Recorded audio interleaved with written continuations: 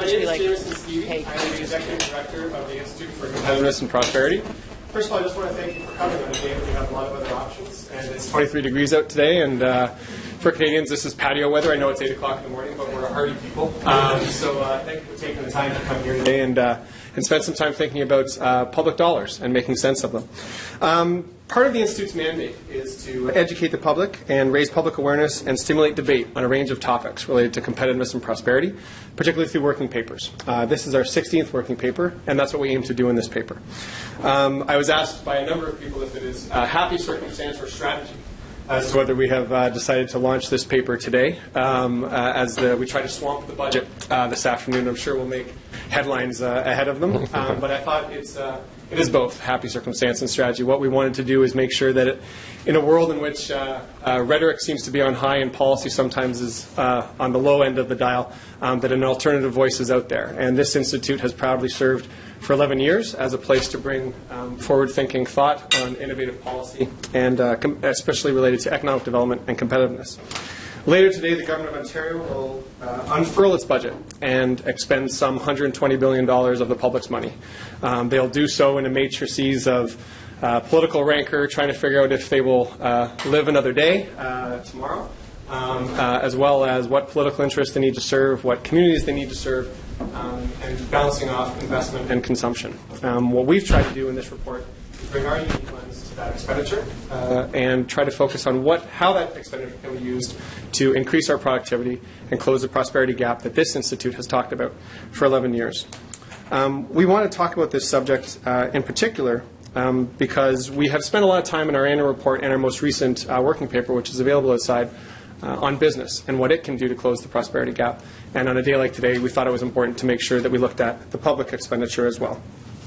Before I turn it over to Roger Martin to illuminate and illustrate a lot of the points that we're making in our paper, I wanted to do first introduce Roger, but also thank our incredibly hardworking staff. I work with 5 people who are generally thrilled with regressions and economics, and they continue to inspire me on an everyday basis. So from Ashley and Matthew and Marco and Melissa and Dorinda, thank you for everything you guys do, and thank you for bringing this report to life. Yeah.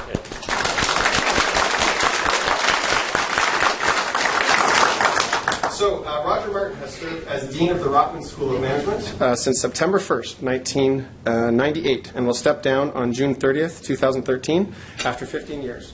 Previously, he spent 13 years as a director of Monitor Company, a global strategy consulting firm based in Cambridge, Massachusetts. And I'm proud to say he's not moving far. He's moving down the hall and upstairs.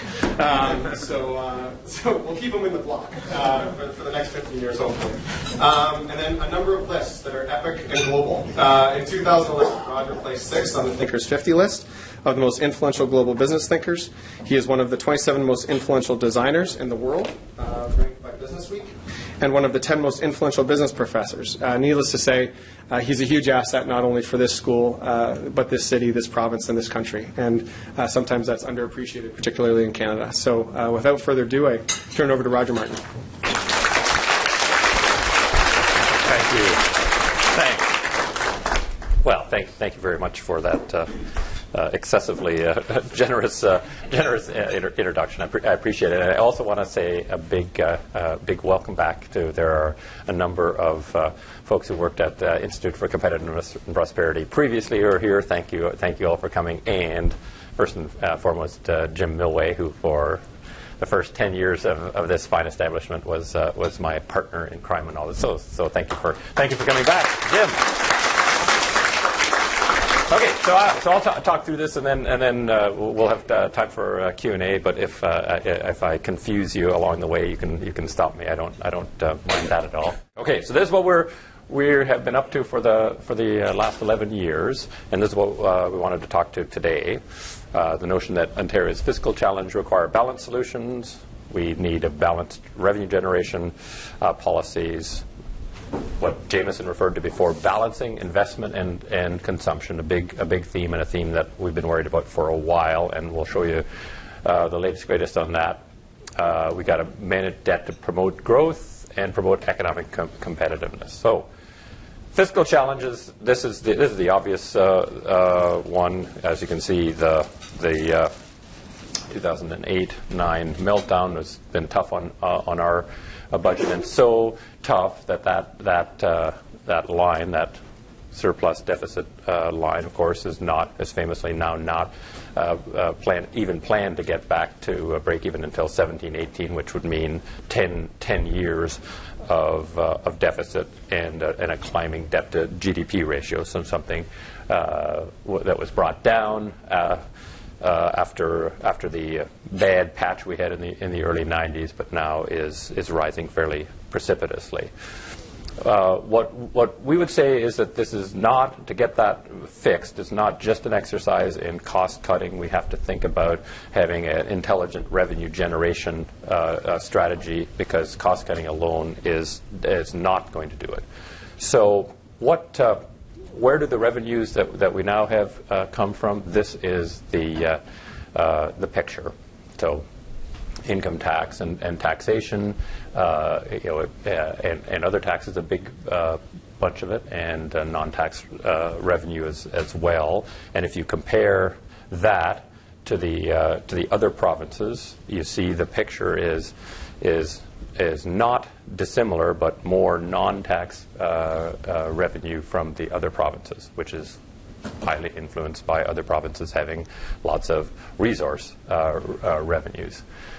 So, as we all know, people in Alberta are smarter than the rest of Canadians, because they're so rich, and it's all because of their cleverness and hard work and that rather large black, appropriately black square there. You can sort of see that Ontario is in a somewhat different position than others in the mix of where they get their revenues, right? And you can see, because these are proportions, these add up to 100. Some things crowd out other things, and you notice that Alberta thinks they're really clever by having no sales tax, and isn't that a good thing to have? Yes, it is a very good thing to have no sales tax if you have that other big bar. But you'll see some some differences. Federal transfers, a lower part of ours than Quebec. Other tax revenue, lower part of ours. Corporate taxes higher. We are the corporate headquarters of Canada, and so the corporate tax revenue is higher. And you can see resource revenues is just nothing in this province, and in BC it's medium big. Alberta it's very big. So we've got a different composition of revenues, and if we go into the non-taxation revenues. So this is now just taking that, we're peeling it back and taking the non-tax revenues, or breaking down and showing the non-tax sources, and you can see here that on transfers we're much lower percentage of transfers than all other provinces. So this is Ontario, this is Canada, less Ontario, and you can see we have higher proportion than the rest of the country in income taxes, a higher percentage of consumption taxes, and then lower on non-taxation sources. Again, mainly because the rest of the provinces, when you combine them, have a whole lot of royalties there, and you'll see the much lower transfers. And we'll break that down a little bit later, because we just get a lot less per capita in transfers on things like the Canada Health Transfer and the Canada Social Transfer than the other provinces, which makes our meeting ends meet and spending on our province, and makes it much harder. One thing that is different is this what's called investment income, and that investment income includes royalty, and you can see in terms of our non-taxation revenues, we have to get those revenues in a different way than the other provinces. The other provinces, on average, get that through investment income, which is royalties, and their crown corps, and we don't get nearly as much of that. So that's a little bit about the composition. In sort of thinking through the question of how do we have a tax system that works best for us, we sort of think about three things. We want the tax system to be effective, efficient, and have equity. So by effectiveness, essentially, in simple terms, we would like to have our taxation system encourage more of what we would like and discourage stuff we don't like. Right? That would be kind of nice. Often taxation does exactly the opposite. So we want to encourage things that we want more of, like R&D, like investment. We want to discourage things that we want less of, like smoking, like pollution. If we have a tax system that encourages things we want more of, discourages things we want less of, it's an effective tax system. We want it to be efficient, so we want to minimize economic distortions. Right? Now, effectiveness makes us want to have some economic distortions, but we want to be careful what economic distortions we have, and not have giant ones that say will distort the economy to say some activity, some industries get a break versus others. We want to spread the tax burden across as broad a base as we can, right? So that our rates on whatever we're taxing, our rates are as low as they can be. The narrower the base, the higher the rates have to be, and minimizes preferential tax treatment, which is a sort of a bit of a mirror of minimizing economic distortions. And then equity. Most of jurisdictions, including our own, wants to have the tax system work towards equity, taxing individuals based on their ability to pay, and increasing with the amount of income. So just one little kind of both case in point and a migration. As we know, corporate tax rates have decreased, right, with the desire being to not tax something we want more of, which is corporate investment. Right? The higher you tax that, the more discouragement you have of corporate investment in creating jobs and productivity and investing. And you can see the pattern of taxation has fallen quite dramatically. If you just look at the general rate from 29 to 15 over these 15 years. Which is good. See, those are the 15 years about that I was dean, and so I can say, while I was dean, look at what happened. I may have had nothing to do with it, but look what happened. And in Ontario, the rate has gone down. But an interesting thing has happened with small business taxation. Right. So what you can see is that the small business tax rate was, back in 1997 at the federal level, less than half of the taxation rate for big companies, and it applied to the first 200,000. There was a cliff at 200,000. Your income after 200,000 became big, right? And you paid the general rate. And you can see what happened with the feds, right? Which is they reduced the rate somewhat, but not nearly as precipitously as the large company rates, but they increased the income threshold. So if you think about it, if you ask what is the subsidy to small business that the federal government gave, it gave a $32,000 subsidy. That's the savings you'd get on 29 minus 13, the 16 percentage points on $200,000. So in some sense, it's a subsidy, a small business of $32,000. Their subsidy fell to $20,000 by 2013, right? Because the differential is now only 4 points rather than 16 points, but it's 500,000 instead of 200,000. Ontario, interesting enough, I mean, this is where, like, public policy, they don't always tell you what they're doing. You sort of have to figure it out. Ontario, the subsidy started at 12,000, 6 points on 200,000, and went to 7 points on 500,000, or 35,000. So the subsidy for being small in this country has gone from being a small company, in Ontario, has gone from 44,000 to 55,000. Right? And this begs for us the question, what is this an incentive to do? What is this an incentive to do? Stay small. Is this an incentive that we really want?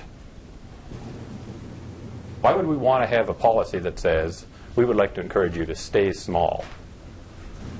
It might be because small businesses are more productive, have higher salaries, do more R&D, do more exporting. But guess what? It's exactly the opposite. They pay lower wages, have lower productivity, do less R&D, do less exporting. Sort of begs that question. What if instead you actually created incentive to do something you would like? What would we like companies to do? Grow, right? Not be small, we'd like them to grow. So we like small companies, especially if they're heading briskly towards being what? A large company. So here would be a case of tax ineffectiveness. We are taxing, we are providing a subsidy to the lowest productivity sector of the business economy on average, and providing an encouragement to stay that way, and using a large amount of money to do that. We'd say that's not helpful to anything. What if you took the money that you actually spend on that $55,000 per company, added that up in a big stack, and provided a subsidy for growth? Said, regardless of how big you are as a company, if your income this year, your net income, taxable corporate income, is higher this year than last year, you don't pay any tax on the increase. That would be subsidizing something that we like a lot, which is growth. So we'd argue that it would be smart to phase out the small business tax break on the principle that it doesn't accomplish something that we would love to accomplish. Another thing about taxation is the famous have-not thing. As you now know, we are a have-not, and it's kind of an interesting picture. You know, we've got BC, Alberta, Saskatchewan, and Newfoundland are haves. What would be the common theme there? It's brilliance is what it is. Anyway, the interesting thing, right, is that this is how much GDP we have. We contribute more to the federal revenue. The have provinces have the same amount of GDP as their contribution to federal revenue. And so essentially the picture is a transfer from Ontario to the other have-not provinces, essentially, is what happens. And if you just look at the major federal transfers, it's the other have-not provinces that do brilliantly, and this have-not province does not. And for a long while, Ontario, this is just per capita revenue, you know, we've been above per capita than the other have-not regions, well, above everybody, right, for a long time, for 20 years. Now the have provinces have gone a little bit ahead of us, but we have always contributed way more than the other have-not provinces, and we have this $12.3 billion fiscal gap. Now, part of the fiscal gap is that we have more businesses and rich people, but also just net. This is part of us being part of this country, where money, this amount, goes elsewhere every year, and that makes it hard for Ontario to do the sorts of things that it would like to do to invest. And lots of people think of Ontario as a province where we spend a lot of money on our folks, right? That this has got generous social programs and generous this, that, and the other thing. That is the story on spending. If you just say per capita, what is spent in Ontario That's total provincial spending per capita on Ontario versus the other provinces. Did everybody know that in this room? It's a stunner, huh? 70%. We spent $2,400 a person less than all other Canadians. Stunner, right? No wonder it is hard to make ends meet, because they're spending a hell of a lot less now than everybody else, and we still can't make ends meet. Right? I don't think the other provinces kind of know this. The other interesting thing that we do a lot of work on, and we have for years and years, is the question of what's the meta spending pattern here. And we think one way to look at it is in what ways do we take a dollar out of the provincial treasury and spend it on something that's consuming that current prosperity, because we have it, we can consume it, versus when do we take a dollar out of treasury and invest in something for the future. So the most pure case of investment in the future, right, is education, especially higher education is a pure form of it, because you take an 18-plus-year-old, take them out of the workforce, spend a bunch of money on them, and get nothing right now, but you hope you get lots later.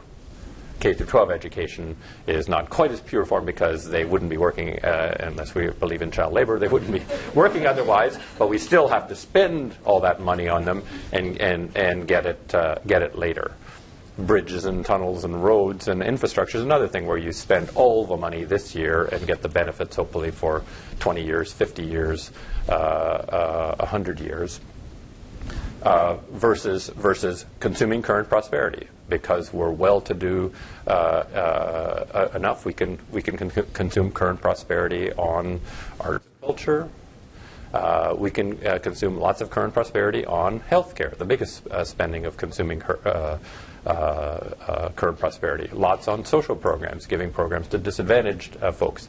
All of those things are ways of taking the money that we have because of having built up our previous prosperity and say we'll consume that current prosperity. As is of course the case, there has to be a balance between these two things. If we spend everything on current prosperity, what will happen to prosperity over time? Right? It won't increase. Right? If we take all of our money and spend it on future prosperity, what will happen? You'll kick out whatever government's in power right now, because you say, hold it.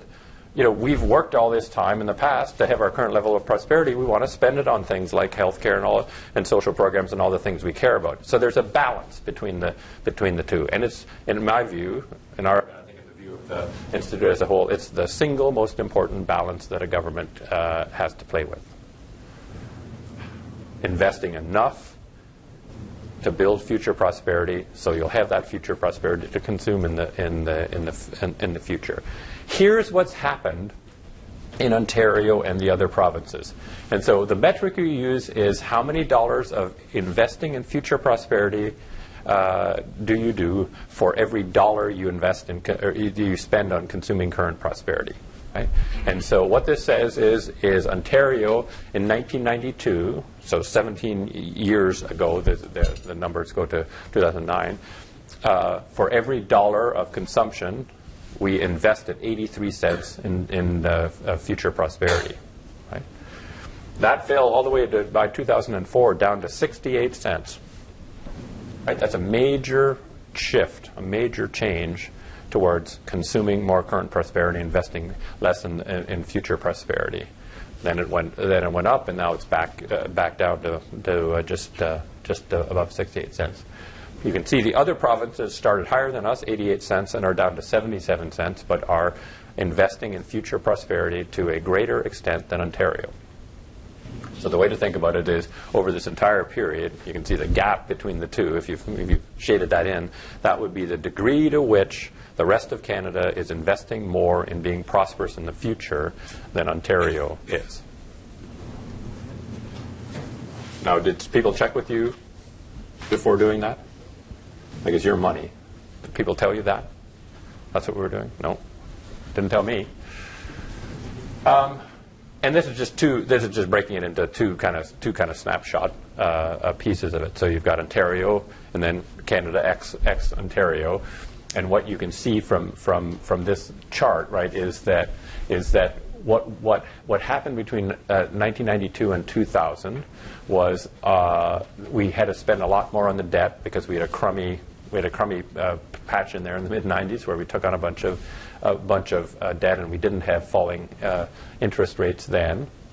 And what we did to deal with the debt payments crowding other stuff out, because that's what they'll do, right, is what did it crowd out of? Investing in future prosperity. We slashed and hacked into future prosperity and a little bit in consumption. Then things got better, 2000, 2009. Why? Mainly because interest rates went down, and we got 4.4 points worth of free room, which we did what with? Spend it. Consumed it. It was the drunken sailor thing. And the rest of the country didn't have as much, because Ontario had the hardest time in the 90s downturn. They didn't have the same negative hit on interest on debt. But they also spent and took it out of investment. Since then, interestingly, their interest rate dividend, you can see they've had more of a balance between investment in future prosperity and consumption of current prosperity. So that doesn't bode kind of all that well for Ontario. And I'd say it's a key challenge going forward is, are we consuming? Well, not are we. We are consuming our current prosperity at a rate that is not optimal for the future, from my perspective. We emphasize investment in education in Ontario. So again, think about this. Think about what this means, this chart. The rest of Canada is spending way more per capita on education.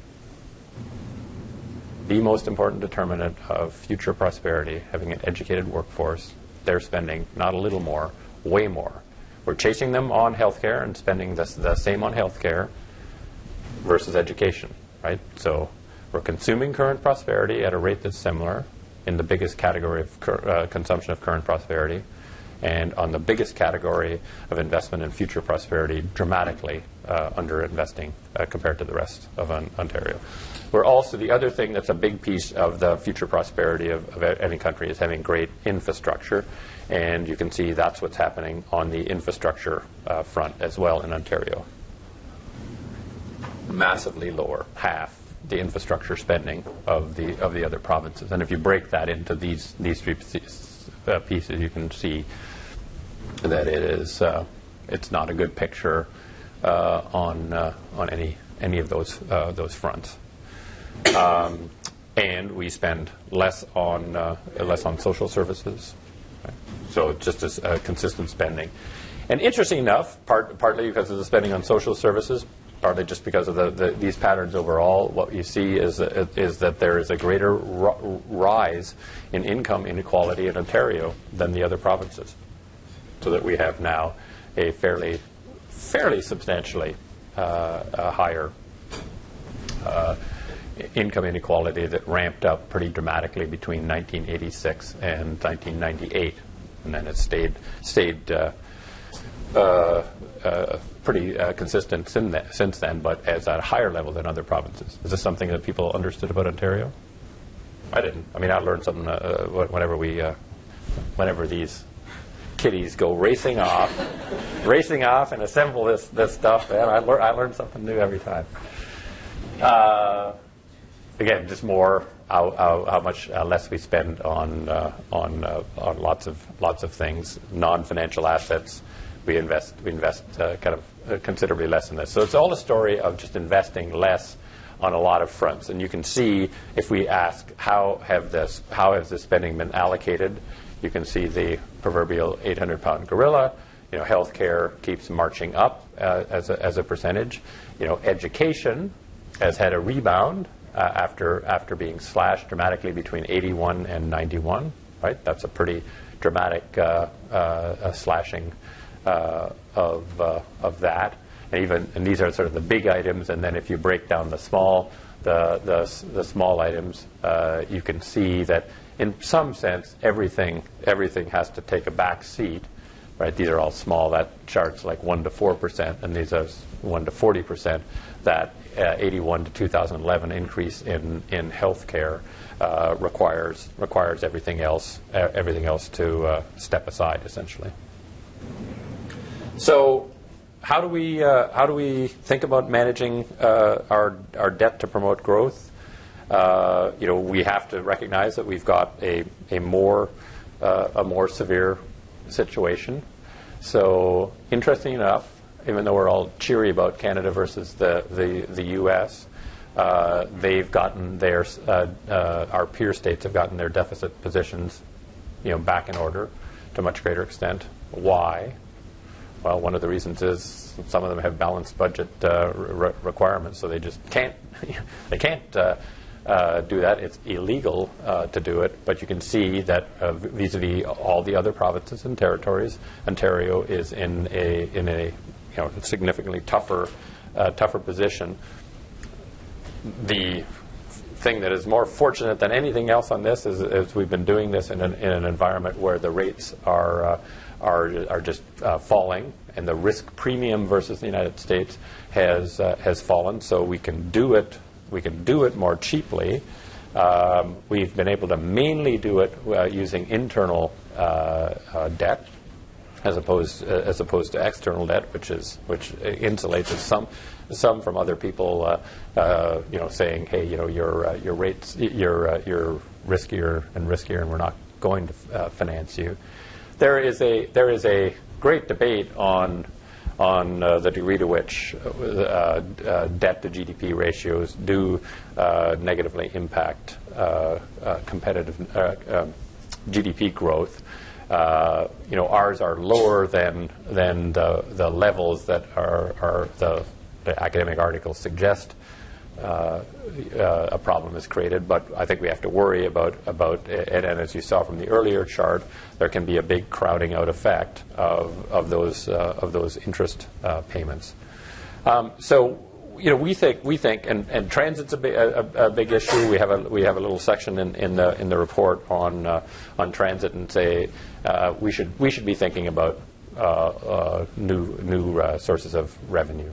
I mean, given the situation where we can't cut ourselves, we are already spending at a lower rate than every other province. The idea that we can cut our way to glory as Ontario, it's unlikely that we're going to be able to do that alone. And so we have to think about ways to increase revenue that hopefully don't discourage things we want more of to great extent, and pay for the infrastructure, so that in part we don't have to have the huge deficit in infrastructure spending that we currently have. And these are just some things that we would suggest. And one of the things to keep in the background is our credit worthiness, because of our fiscal situation, ain't the hottest. We're near the bottom. Thankfully, as in all these charts, Quebec is always lower than us. So something you can feel good about. And then the poor friends down in the land of fruit and nuts have even a lower rating, but are working their way out of their fiscal challenges. So, the summary, and then I'm happy to answer questions on anything. These are sort of the things we ought to do. So, ensure the tax system promotes economic gains alongside social goals. So we've got to encourage more investment and innovation, and we have to spend in a fashion that's consistent with investing for the future. We think, and we make the argument in the paper, that we got to put carbon tax back on the table. We got to figure out how to discourage something we want less of, carbon in the atmosphere, in a way that's sensible for the economy. Lots of people say, oh, you can't do that. We tried it once and you can't do that. And don't buy that argument ever. Reap the full revenue the Ontario's government is due. So I don't think it's in the interest of Canada to have such a huge fiscal gap for Ontario. Ontario is an important engine of growth for the country, and it is being impinged in its ability to show that leadership. We have to work on some of the silliest aspects of fiscal federalism, especially since it sort of, we've done the paper on that before. It kind of doesn't work, and in fact, the U.S. states are converging economically at the same rate Canadian states are converging economically, and they spend about half on fiscal federalism than we do. So given that we're the big givers in all of this, and it's not working, it seems a tough one to swallow. Some things we just got to get right. User fees are not indexed to inflation, so they're just too low, and then it becomes a big hassle 10 years later to try and raise them. We've got to get into doing some things on a systematic basis that sort of, again, pay for things like the infrastructure we need. Again, back to this shift spending toward prosperity enhancing investments. So we've got to align the healthcare and education expenditure levels better to the other provinces' spending, not say we're going to do 100% on one thing and 70% on the other thing, especially when the other thing is future prosperity oriented. We've got to figure out a way to increase infrastructure expenditures, even if that means more user fees and taxes of that sort, and do everything we can to reduce overlap in government operations, which is spending money where you don't need to spend it. Make sure we monitor pretty closely our deficit and debt to GDP ratio. And one of the things we have to think about is like the use of debt. If you just think in your own life, the use of debt to invest now in something that's going to be worth more later, right? This is good. This is why. No. Getting a mortgage, buying a house in Toronto, that's always worked out pretty well. Taking out a big loan to buy a car, sorry for all the banks here, a depreciating asset, not as smart. So we have to think about when we incur big wads of debt in this province. Are we incurring those to consume more current prosperity? In which case, it's just a bad idea. We're foisting that debt on somebody else who's not benefiting at all from us having incurred the debt, right? If instead we incurred debt, right, to boost future prosperity, we incur debt to build more infrastructure, we incur debt to educate more of our population, right? Then we can legitimately say we've incurred the debt in a way that doesn't essentially disadvantage, screw our future generations.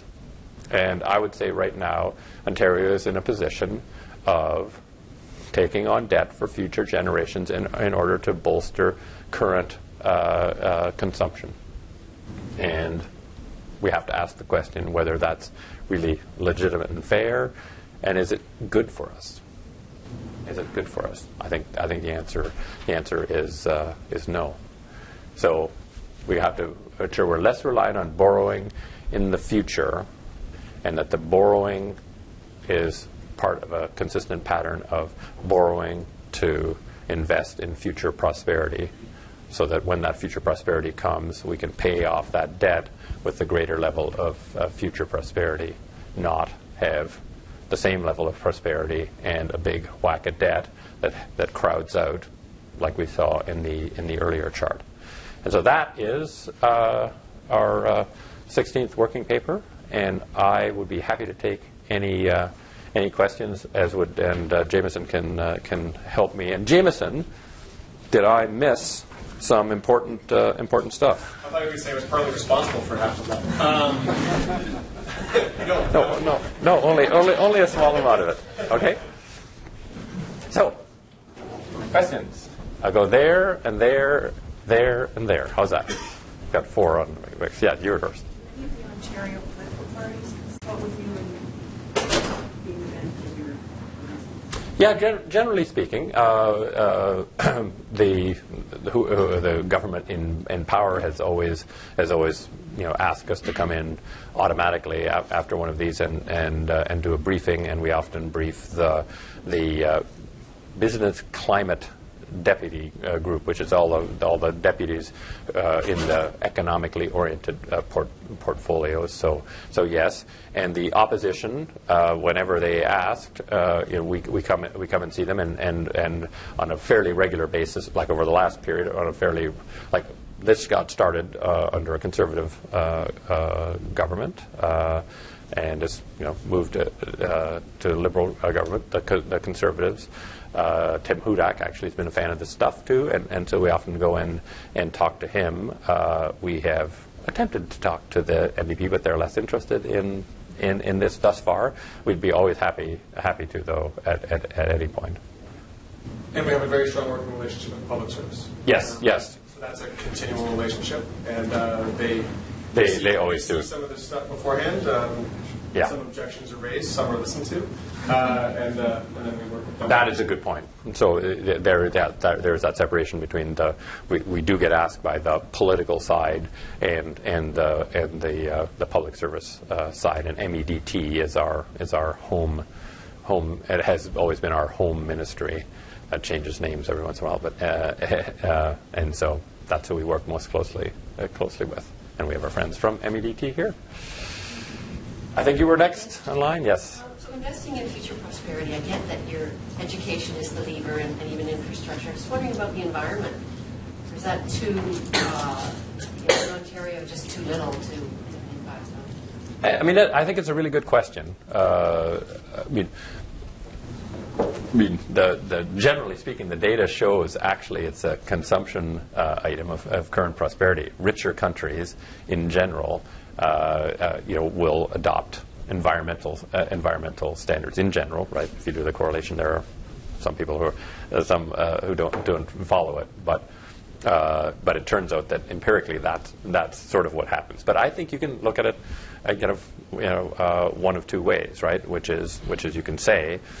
It's investing in future prosperity in that we'll not be able to do certain things in the future to the extent that we wreck the environment, or you can view it as a consumption of current prosperity. We want to have as nice an environment. We want the Lake Erie cleaned up so that we can fish fish in it. So you can't. What we try to do is sort of make a reasonable separation of these two when we add these things up, and some things we put in one camp versus the other, and some we put into a mix, and I think you can make various arguments for that. The truth of the matter is there's not very much spent on it, right? Full stop. So it's not actually a gigantic spending item in any event. There would be many people who would say that's a bad idea right there. We should spend more. I think I said to you then, and then to you. Is that what I did? Yes. Okay. So, two questions on the health and infrastructure, health and education expenditure. Mm-hmm. So we have the input there, but do we have the output in terms of what we're getting for our dollars compared to other provinces and U.S. states which are spending that amount? I mean, yeah. So that is kind of fraught with difficulties actually measuring that. I would say that we have very little that we can say useful about the output measures versus the other provinces. There are more studies done and more data there and more differences in the systems that enable you to compare the U.S. and the general consensus of anybody in healthcare would be our ratio of quality of outcomes to input is much higher than theirs, right? They spend like drunken sailors and don't get good better health outcomes. In fact, they're not as good health outcomes, so we do better there. And from all the stuff I've seen, we have managed to make our dollars go further in the education system than theirs.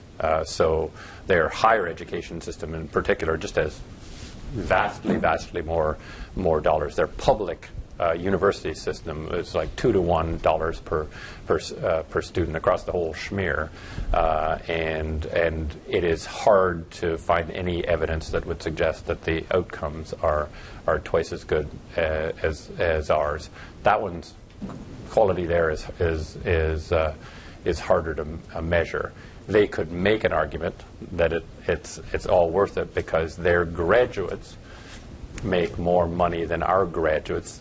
And so if you just want to do it on a kind of what's the premium to higher education, but I would argue that's not a function of the quality of the education. It's a function of the economic system that utilizes highly skilled individuals to a greater extent than ours does.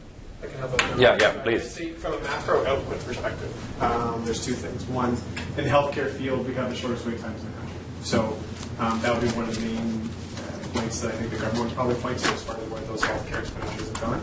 On the education side, we live in the best English-speaking country for K-12 education. So the OECD numbers would show that even though the dollar investment is a little bit less, the output has been tremendous. That's the positive side.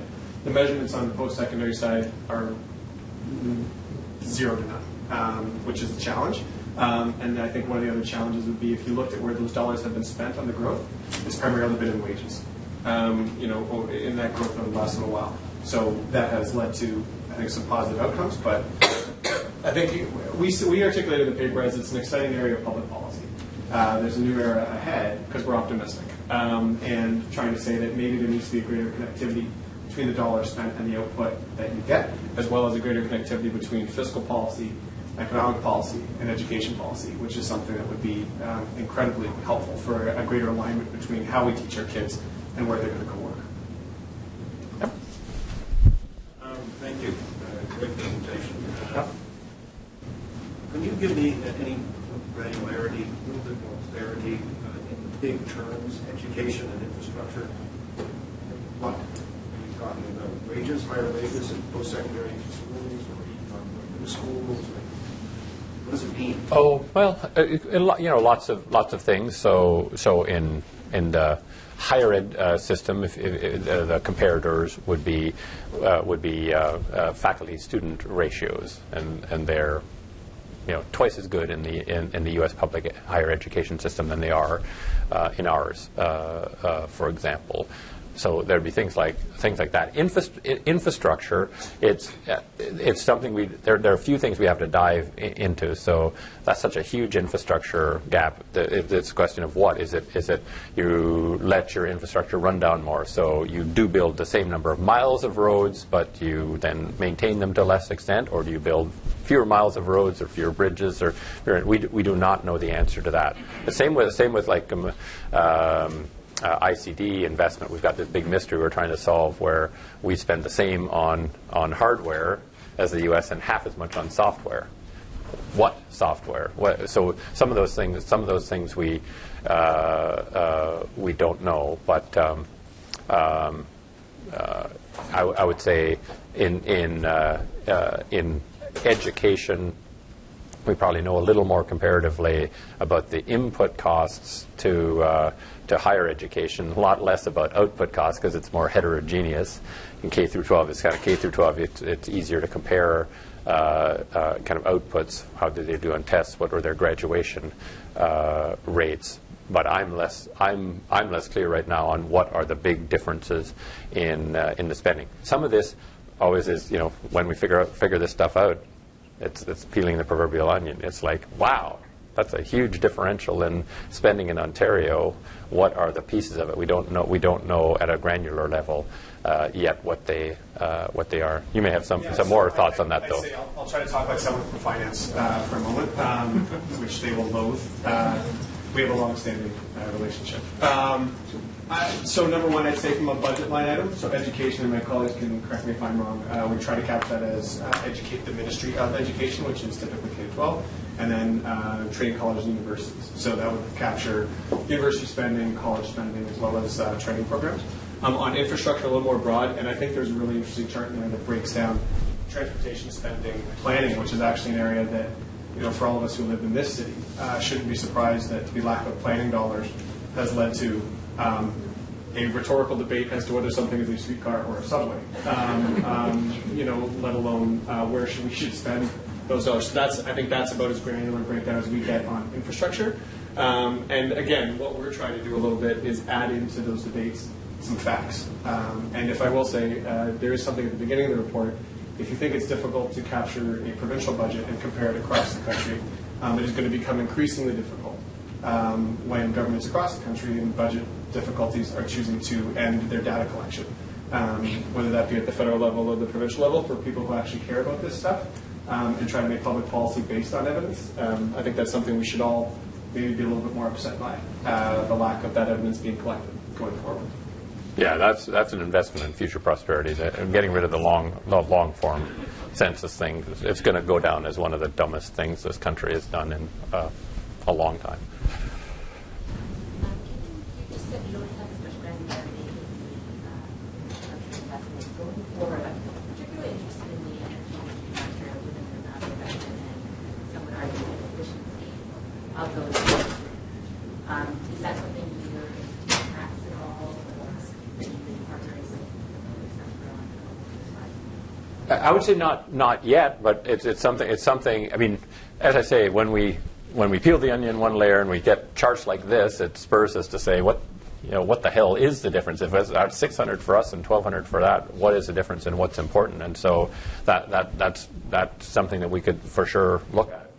If there's interest, if you're working in an organization that has interest in that, we'd like to partner with lots of people because what we find is when we partner with a given industry, they know how to make sense of the data more than we might from at first blush from a general standpoint. So the answer is more, wow, that's it, that's interesting. We better try and dive into what infrastructure are we not spending on that other people are spending on. Yeah. And is it, I mean, the counter argument to all of this is Ontario has economies of scale, right?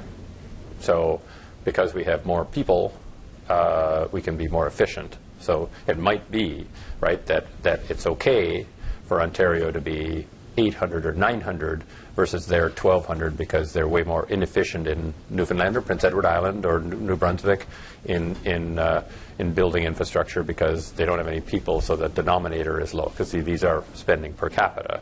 So I do want to be open to the notion that Ontario should have some economies of scale. I believe that is one reason why things aren't worse in education spending, in educational outputs, than they might be indicated by the big deficit. It might be that we at least get to run, very big and efficient educational enterprise in the province because we're a pretty big place. But I don't know that. I don't know that for sure.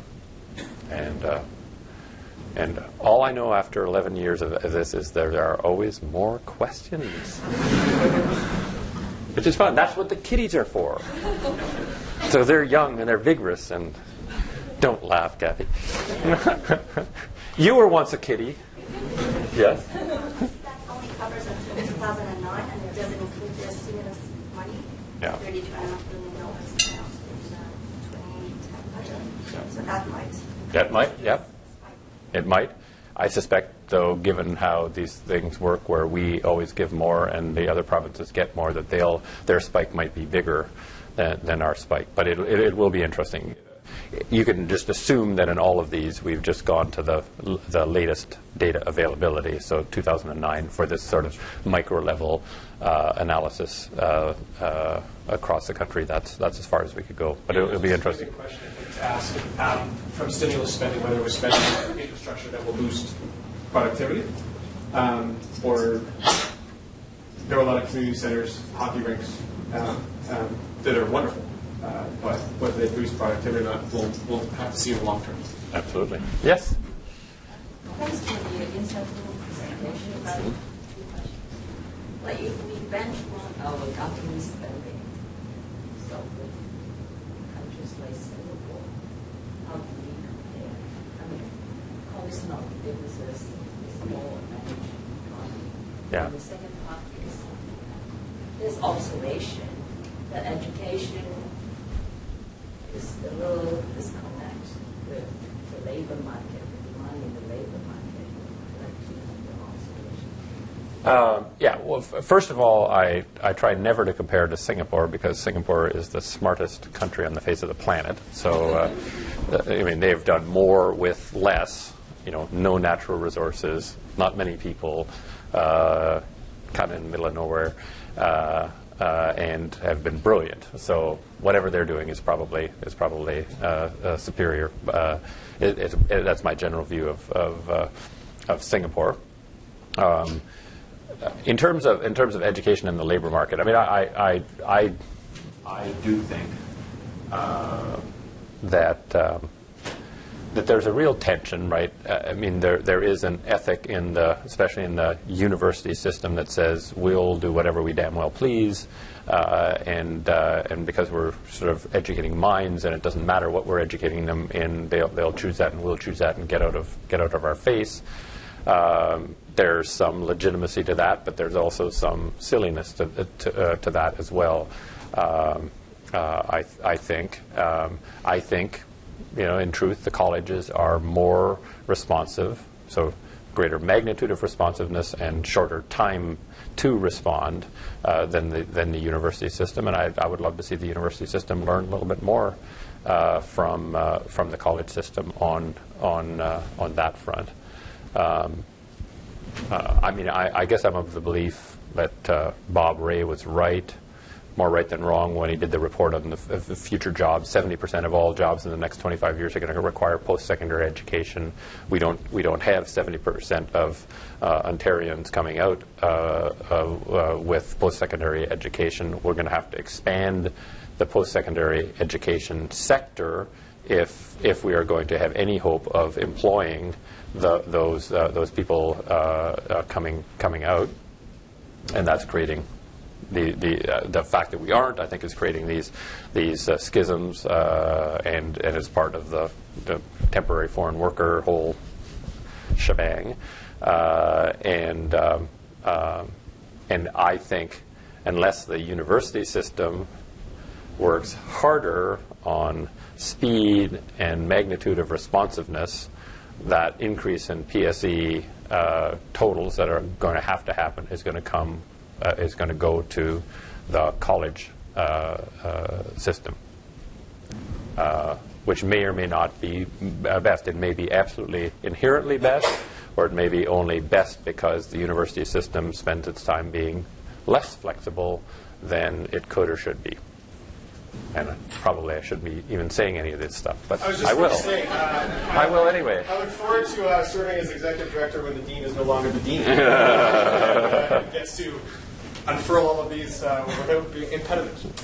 So a couple things. First of all, I know the tradition of Rotman ending on time. It has been ingrained in me, and so it is 9:29. So a couple things.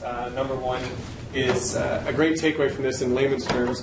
Ontario is a low-tax, low-spend jurisdiction that sends a lot of its money to other provinces, and we're in deficit. But in spite of all that, we have some of the highest quality of life in the world. And so as the budget comes out today, and as political parties determine whether there's going to be an election or not, I think that is a great ballot box question. How are you going to balance consumption and investment going forward? So hopefully you can become the converted and take this report and digest it, and we're always happy to answer any questions going forward. But thank you for your time today. Thank you. Yeah. Thank you.